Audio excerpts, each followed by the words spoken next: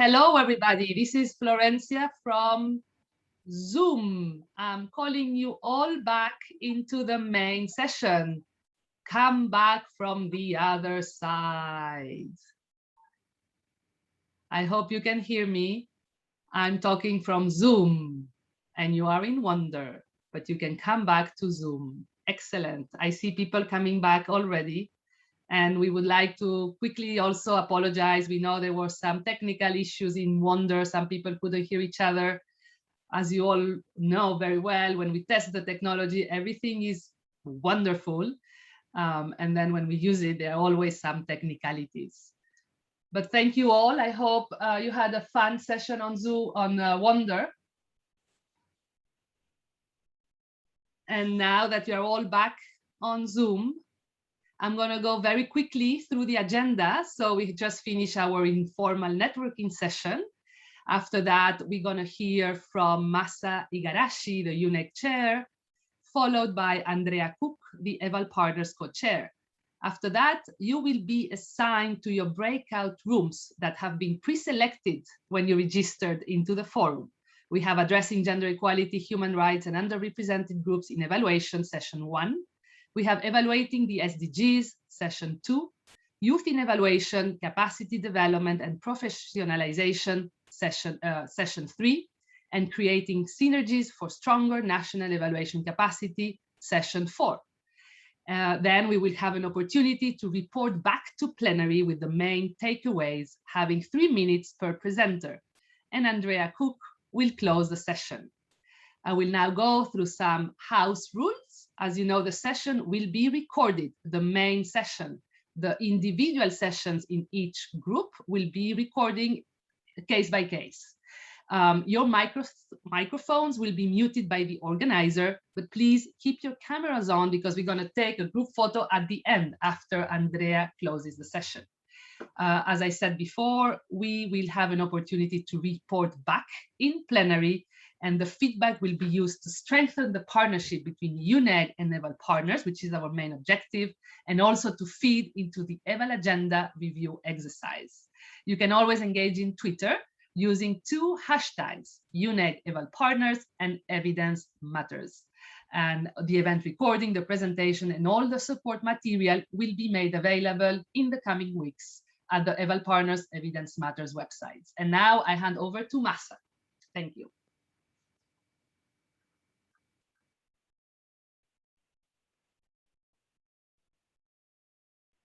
Master, your microphone. Okay. Hi, good morning, good afternoon, good evening. Is everybody's back? Are we leaving no one behind? Okay. Oh, good to see you. It's great to see you all, 136, 7 in all. And I welcome all of you to the Joint Partnership Forum between EvalPartners and UNEG. UNEG values partnerships. Without partnerships, we cannot achieve our objective of making the difference towards the achievement of SDGs. We need to strengthen the role of evaluation in the countries for this. Our revised UNEG partnership strategy reflects this, and the partnership with EvalPartners directly speak to this objective. Today, the theme is Towards Leaving No One Behind Through Evaluation. Leaving no one behind is the ideal, the principle, and the shared goal of all of us working in development and humanitarian actions. After all, I trust you are working to alleviate the misery of those who are not as fortunate. It is easier said than done. When we conduct evaluations, we pay attention to this principle with the hope that the principle is translated into the design of policies and programs, and then into actions, and finally into results. Today, let's share ideas and thoughts how to realize this goal through our evaluation activities. Please be forward-looking and innovative.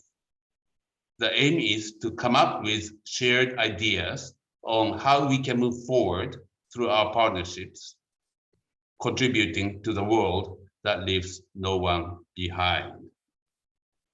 Thank you very much. Have fun.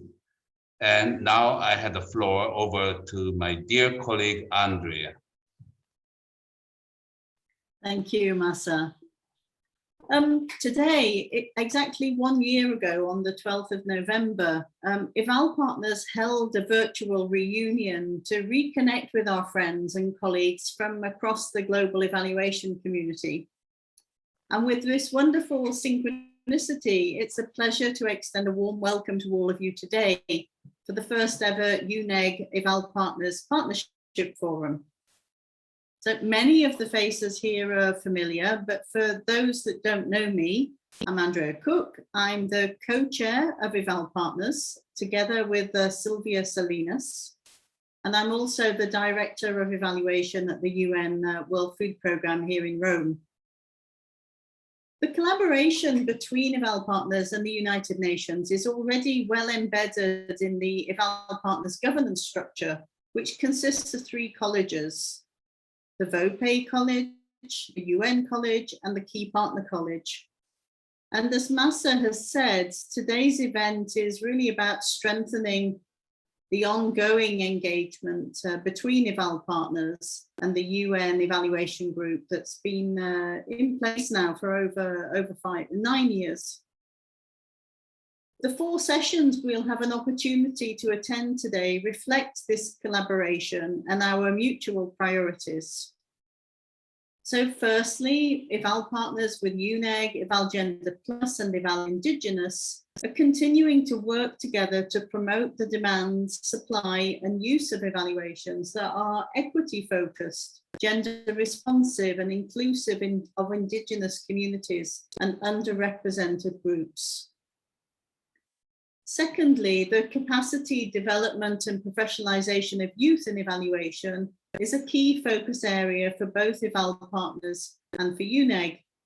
And as one of the shining stars in the EvalPartners family, the Eval Youth Network has provided widespread recognition to the work of young and emerging evaluators with the rise of regional Eval Youth chapters across the globe. Thirdly, on creating synergies for national evaluation capacity development, here both UNEG and EvalPartners share a long history in the shepherding of the landmark standalone 2014 UNGA resolution to build evaluation capacity at the country level. This resolution, as a new UNEG report reveals, has led to significant progress in terms of UN support to national evaluation capacity development. And fourthly, on evaluating the SDGs, UNEG and EvalPartners are collaborating closely to provide support to a new UNGA resolution that will promote country-led evaluation of the SDGs, which is being led by the government of Nigeria. And the aim here is really to put countries in the driving seat when evaluating their own development agendas. So EvalPartners has worked actively to bring these work streams together under the umbrella of the Global Evaluation Agenda, which was launched in Kathmandu, Nepal in 2015, where for the first time in history of evaluation, coordinated global networks were created to lead the global efforts to build a global evaluation culture. 2020, with its unexpected turns and twists for everyone, provided an ideal opportunity to pause and reflect on the successes and the failures of the Eval agenda. And EvalPartners embarked on an in-depth stock-taking and stakeholder engagement exercise to take time to stand still and reflect. And also in May this year, EvalPartners published an evaluation that took place in the latter part of 2020, evaluating its strategic plan for the period 2018 to 2020. And that provided substance for the stock-taking process and is supporting work in EvalPartners to think forwards about what the role of EvalPartners is and priorities and the renewal of the global evaluation agenda. And we've also been engaging together in the evaluation community in other ways, such as the local events, the European Evaluation Society conferences. We've had self-reflections from EvalPartners networks, and UNEG has been working on a very important progress report on the implementation of the 2014 resolution. We also, from EvalPartners, sent out a survey of progress towards the Eval agenda in March earlier this year in 4 languages. And we're expecting that these rich findings and reflections from all of these processes will be captured in a stock-taking report and will be workshopped and shared and discussed with UNEG and EvalPartners and the wider evaluation community in the course of 2022. And finally, let me close with another bit of synchronicity. Next year, EvalPartners will be celebrating its 10th birthday. And it will be exactly 1 year since the birth of EvalPartners in April of 2012 and the launch of the Chiang Mai Declaration at the first ever Global Evaluation Forum in Thailand. So we'll be inviting UNEG and EvalPartners to come together in the course of next year to celebrate this 1 decade milestone as we plan to co-create and launch a renewed global evaluation agenda. And as we hope, a new UN General Assembly resolution, which again helps provide the global normative framework that really is focused on country-led evaluation. So there's a lot to celebrate, a lot to look forward to. And I'm looking forward to these breakout sessions that we've organized today.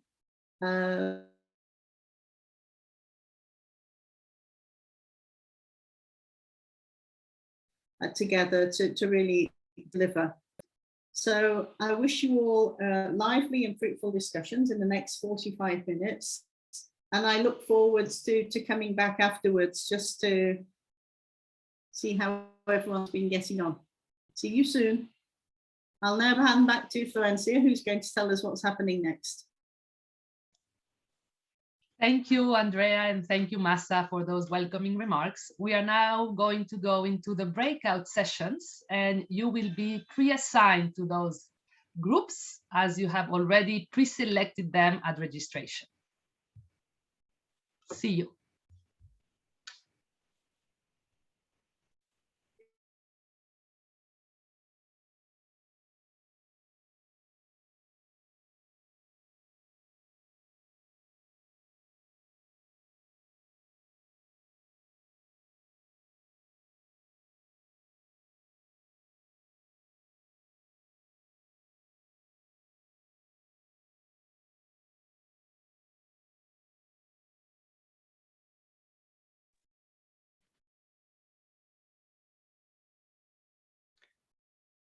Everybody is currently being moved into the breakout rooms they selected, but for some of you, you might not be moved automatically because of some Zoom technical background errors or signing up with a different email address.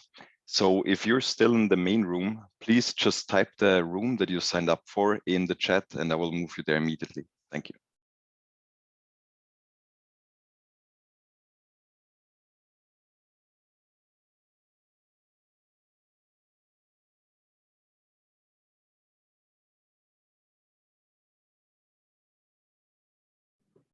Am I in the main room or not, Thomas? You're still in the main room? Okay, I see people are posting. Please give me a few minutes to assign the people. Hello, Thomas. Have I been moved? Zachary. Have I been Hello. moved? No, you're still in the main room. 1 second. MBMP. Yes, moving you now. Okay.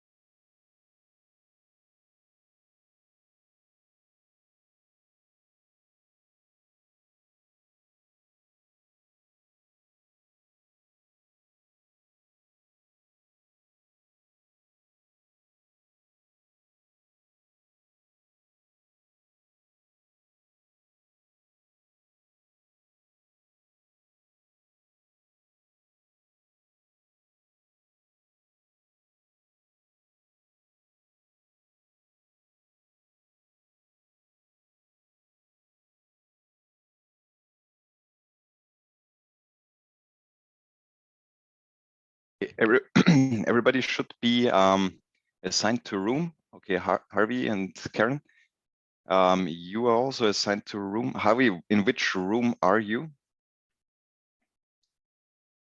Hey, Thomas, you put me in SDG. I need to be in the youth. Room. Okay, all right. Move to youth. Sarah? Thanks, Thomas. Can I go to NECD, please? Are you in a different room at the moment? I was in the gender and human rights, but Okay. I've just come back here. All right. 1 second. Yeah. NECD. Thank Okay. you.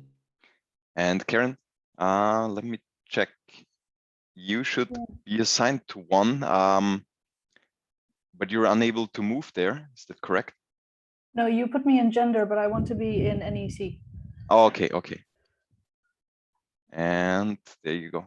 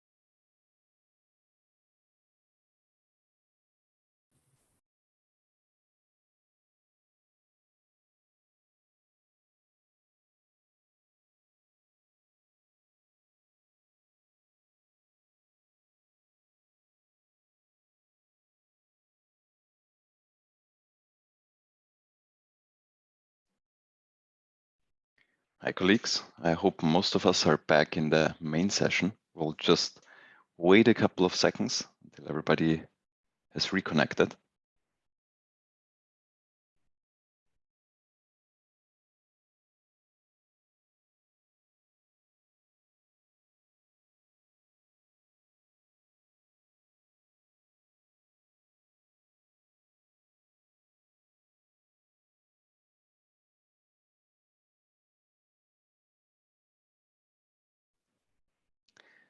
While Florencia is reconnecting, maybe we can, there you are, Florencia. I was just asking if we can all just indicate by the reactions how the breakout room discussions went. At the bottom of your Zoom window, you see a reactions button. And then Florencia will take over again. Thank you.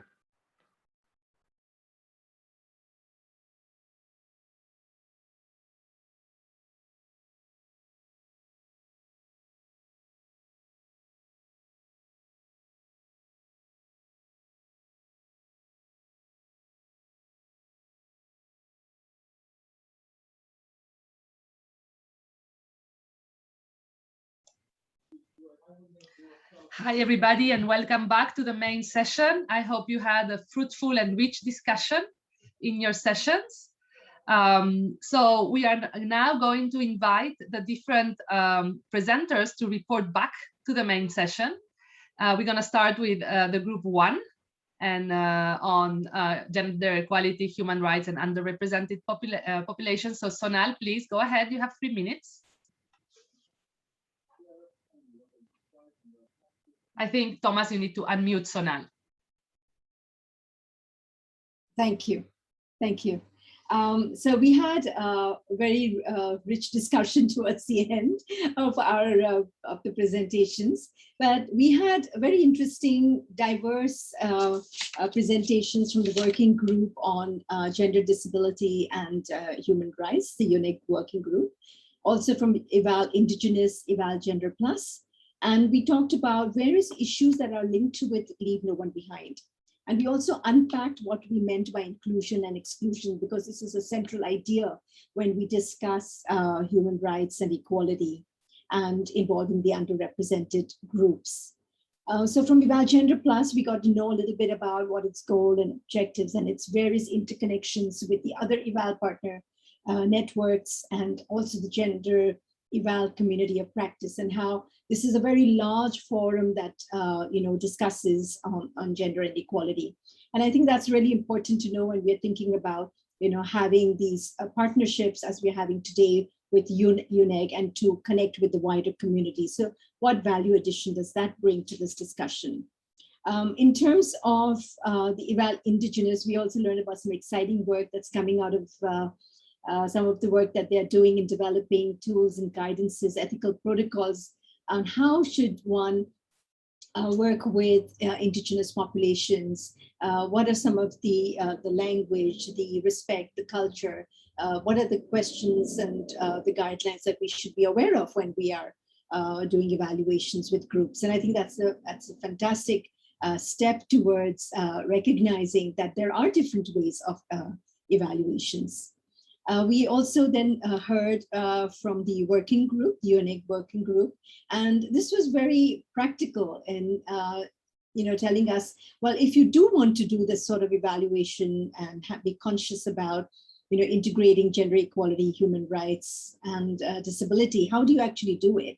What should the terms of references look like? What should be the objectives of the evaluation, framing questions, reporting, communicating, and so on. So this was very practical. And there were a number of questions that came up in the chat also around that, how do we actually go about it, not just for policy and guidance, but also in doing our evaluations. And then there was this discussion on inclusion, which I led, and I was being a bit provocative. And what is inclusion? And is it really a binary between inclusion and exclusion, or can it be unfair inclusion or a forced inclusion or partial? So these are some food for thought to think about when we are developing our tools and criteria. And because we are working on the agenda of Leave No One Behind, and we want to promote a transformative agenda, all of these issues that we discussed today became very important. In our chat, we had questions related to intersectionality. How do we reach the most difficult to reach and so on? So I think all of this would enrich perhaps this partnership, this dialogue that we are having among the EvalPartners network, as well as with UNEG, and by enriching our own thinking, widening it, and opening it up to fresh new ideas. So I think this has been a fantastic platform, and I certainly hope that as we go forward, we would be able to work even stronger and deeper on these issues. Thank you. Thank you, Sonal, very much for those key takeaways. And now we're going to pass to group number 2, evaluating the SDGs. Please go ahead. Not sure who's the presenter. I've been asked to provide a quick snap of the deliberation and discussion points, Florencia. The discussion basically, we covered 2 different perspectives, or well, not 2 different, converged at the end of the day, but we came up with 2 inputs, and then we started the discussion and the reflection with Tina and some ideas from the floor. And allow me to summarize those key points, and I'll call my colleagues to probably pitch in if I missed any. But grosso modo, issues around clarifying the scope of the evaluation is critical. And here a couple of perspectives. One is the need to define and scope the evaluant. What are we evaluating? Yes, to the extent that we're evaluating the implementation of the SDGs, let's also be realistic, and we're evaluating the interventions under one SDG or more of the SDGs, and often under the national evaluation agenda or plans and programs at the country level. Another aspect related to scoping is to the extent that we need to, again, probably follow that criteria in evaluation, but we've discussed, and we've this example of the synthesis and other evaluation get us into reflecting on how effective we are, while at the same time we're not reaching out to the people on the ground. And when can we say that we are able to evaluate the sustainability of the intervention? Because often the case, the sustainability of the SDGs interventions are often a question mark. There is a question more than providing answers. And finally, on the issue of scoping, also trying to balance and bring in some new perspective with regard to connectedness, coherence, and the trade-offs. And here bringing the Agenda 2030 principles, mirror them with the DAC criteria, and to call for more evaluations that balance between the balance between being DAC-driven, DAC criteria-driven, and principles-oriented or principles-driven. In addition to another 2 issues, one is with regard to a recommendation. Evidently, there has been ideas and reflections on the recommendation, and it's not how do we craft recommendation, because most often they are well rounded, being of good quality, and reflect people's feedback and resonates people input and feedback. But the question revolves around how can we take and ensure those recommendations are being actioned upon, and with which tool and what means. And the question around the management response, how can we make management response more of a tool for to relook into the implementation and reorient and guide the new implementation and take action. These are grosso modo the to a large extent the 3-4 points that resonates with me, and the main takeaway of the session. Thank you so much, Kasem, for those takeaways from the Eval SDGs session. And now we're going to pass the mic to Youth in Evaluation Session 3. Please go ahead. Thank you, Florencia. Hi, I'm Erica, and I'm from Philippines, Young Emerging Evaluators. So very quickly, few key takeaways on what we did, on what we talked about during our session is first of all of us are in deep agreement that youth really have this like, unconditional transformative power, right, to advance innovations, to advance the field of evaluation in itself. And youth engagement is a very is a key factor essentially in advancing evaluation as a field as a whole to deliver what we need to deliver for SDGs. And like, you know, we went on talking about mostly how first is how to support young and emerging evaluators, and second is on what are the synergies that we need to that UNEG and EP can create to support the capacity development of youth and for their professionalization. So the first one is essentially what happened during the discussion. There's a lot of like initiatives already ongoing to advance youth in evaluation. But one of the missing areas is knowledge management, or having a space to curate all of these very, very excellent initiatives and make it publicly available for people who do want to engage youth in evaluation to refer to and to have like to scale it up and repeat it in their own context. So that's one of the main things that we all are in agreement of that needs to be improved. Second is definitely in professionalizing youth is the severe lack of academic opportunities. That's one thing that people in our group really wanted to highlight, that despite all of our partnerships that we've had so far and all of the initiatives that we've been doing and currently doing, creating academic opportunities is an aspect that is very much lagging behind. And this is something that needs to be worked on and is a key accelerator, definitely, for youth to become very competent professional evaluators. And lastly, of course, is one that, you know, many, like with our experience as in Eval Youth, is that co-leading or having youth in the leadership table is definitely a proven method to boost evaluation, to boost youth engagement in evaluations. And quoting Zach again, is nothing about youth without youth. So having youth in that leadership table is essential in supporting the capacity development and professionalization of youth. And so in regards to the question of how can UNEG and EvalPartners create synergies to build capacity development and professionalization for young evaluators, put a young evaluator in that table, in that discussion, and you'll definitely find a lot of synergies. And you know, and one last thing is to use youth as a bridge in connecting from not only on the top level, but also localizing all of these efforts and utilizing the networks that youth have to reach more and ensure that we leave no one behind. So thank you very much. And for my colleagues, if I missed anything, add them to the chat.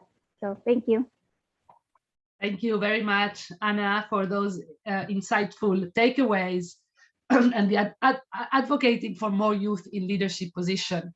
And now session 4 on creating synergies for stronger national evaluation capacities. Please go ahead. Thank you, Florencia. I'm Samander. I work for EvalPartners as coordinator. I will briefly present the takeaways from the NECD session.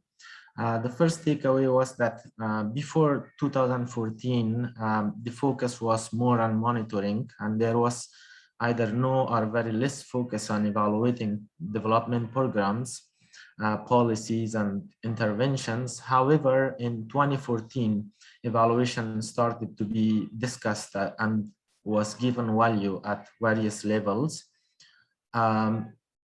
The second point is that the role of parliamentarians in national evaluation capacity building is very crucial to framing the legal framework and also institutionalizing evaluation within the parliament and also at various levels at the policy, strategy, and regulatory levels. Because parliaments also have an oversight function and evaluation should be there as an integral part of good governance. Another takeaway was how this has embedded in some parliaments, the evaluation, the way it started, it was started with talking about evaluation in the parliament at various committees, task forces of the parliament, and various meetings. And that's how it started to institutionalize in some parliaments, for example, in Sri Lanka and Kyrgyzstan. And furthermore, they have worked together with VOPs, media, civil society organizations, and involved various stakeholders at the platform of the parliament. And the last, there are some key words related to the ingredients for stronger national evaluation capacities, and those are enabling environment, political will, government ownership, resources, evaluation demand, national capacities, competent evaluators, accountability, and valuing evaluation. So these are coming out of our discussion session. Thank you. Over. Thank you very much, Samandar. And I'm very happy to see that we had a very good gender balance among all the presenters. And now over to Andrea, back for the closing remarks. Yeah, thank you very much for everyone for summing up those 4 really great sessions. It's a shame I could only be in one of them.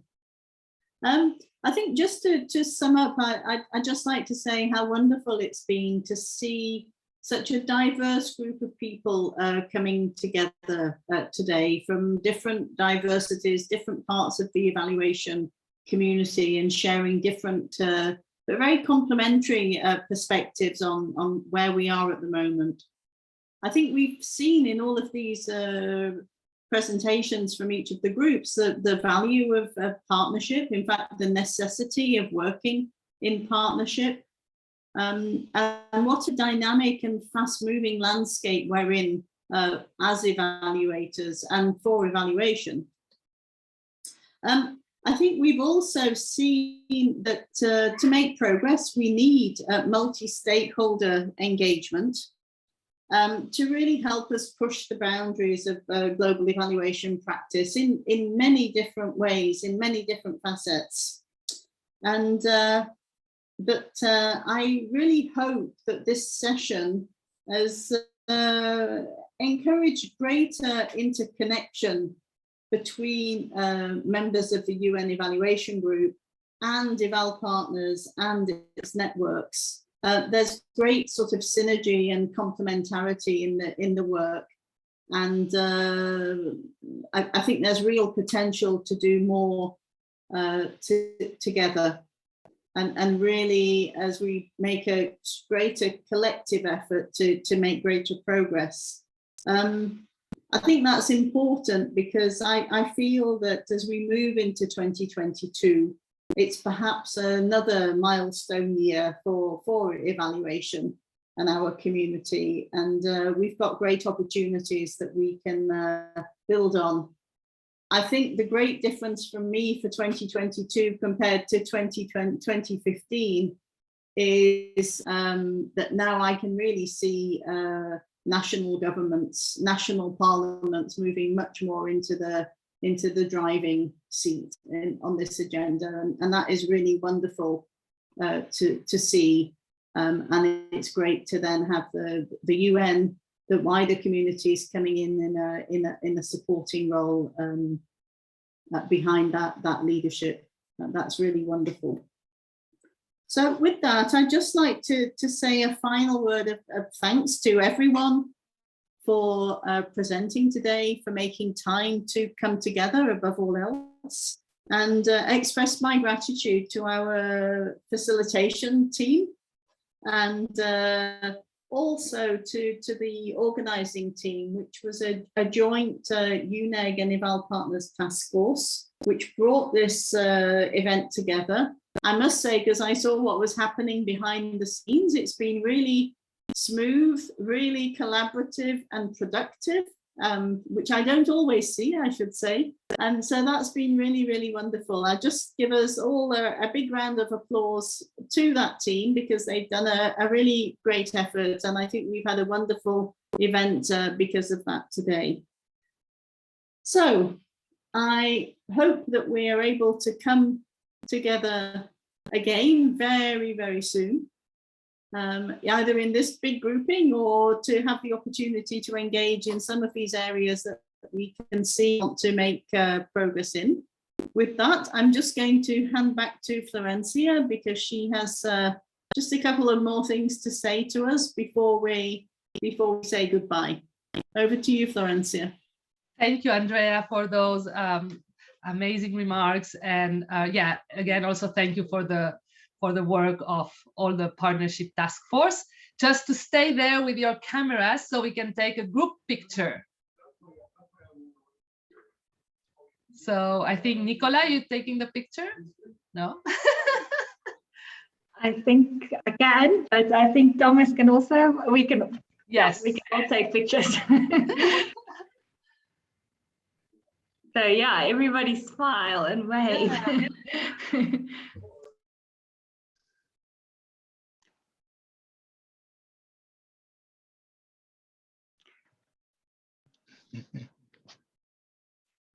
That's great. I think I got that. Great. Thank you very much to everyone. Have a good rest.